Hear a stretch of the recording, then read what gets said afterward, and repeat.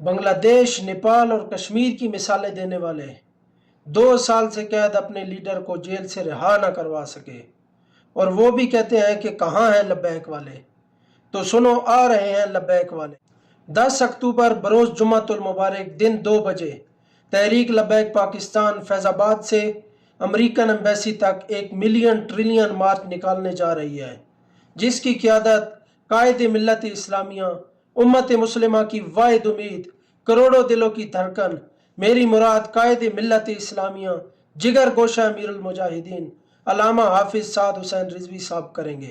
غزہ و فلسطین کے مظلوم مسلمانوں کے ساتھ اظہار یکجہتی کے لیے لبیک یکساں ملین مارچ میں ضرور شرکت کریں اور ان بے ضمیر اور بے حس حکمرانوں کو مجبور کریں کہ وہ فلسطین و غزہ کے لیے کی مدد کے لیے کوئی عملی اقدامات کریں۔ اور اسرائیل ایک ناجائز ریاست ہے اور پاکستان اسے کبھی بھی تسلیم نہیں کرے گا۔ اور اس سلیکٹڈ حکومت کو بتا دیں کہ ہمیں تمہاری سکیموں کی نہیں بلکہ اس اسلامی نظام کی ضرورت ہے جس کی بنیاد پر پاکستان بنایا گیا۔